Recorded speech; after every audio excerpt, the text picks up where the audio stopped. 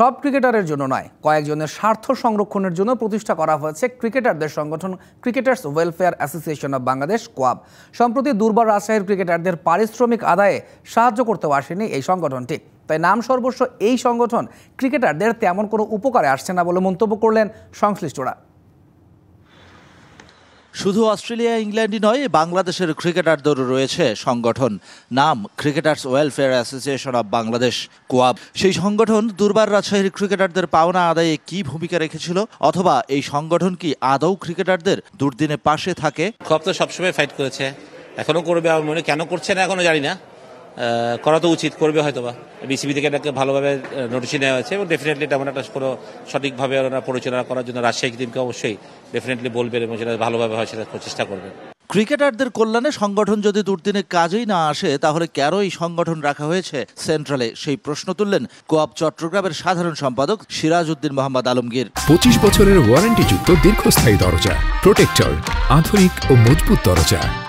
আমাদের দেশে কিন্তু কোয়াব আপনার সেইভাবে কিন্তু ডেভেলপ করেনি এবং কিন্তু সেভাবে প্লেয়ারদের ইন্টারেস্ট কিন্তু লুক আফটার করছে না। বিক্ষিপ্তভাবে কিন্তু কিছু প্লেয়ারদের ইন্টারেস্ট নিয়ে তারা কথা বলে। তাদের বিগত দিনগুলোতে যেটা হয়েছে, তারা কিন্তু তাদের পছন্দের প্লেয়ারদের কোনো ইন্টারেস্টের হানি হলে সেখানে তারা কথা বলেছে। 10 বছর পর 2023 সালে শেষবারের মতো অনুষ্ঠিত হয় কোয়াবের নির্বাচন। প্রতিদ্বন্দ্বী না থাকায় আবারও সভাপতি নির্বাচিত হন সাবেক অধিনায়ক ও প্রভাবশালী বোর্ড পরিচালক নাইমুর রহমান দুর্জয়। সাধারণ সম্পাদক দেবব্রত পাল। দেবব্রত ব্যস্ত থাকেন ম্যাচ রেফারিং নিয়ে, আর দুর্জয় তো এখন লাপাত্তা। আমরা আসলে ওই কার্যক্রমটা হয় না বিদায়, হয়তো মিডিয়ার সাথে আমাদের কথা বলতে হয়। তো এটা অবশ্যই দুঃখজনক। আমি মনে করি যে আমরা অ্যাক্টিভলি কোনো কাজটা হয়তো আমরা করতে পারতেছি না। 2019 সালে 11 দফা দাবি নিয়ে বিসিবিতে আন্দোলনে নামেন সাকিব তামিমরা। সেই দাবির মধ্যে কোয়াব পুনর্গঠনের বিষয়টিও ছিল।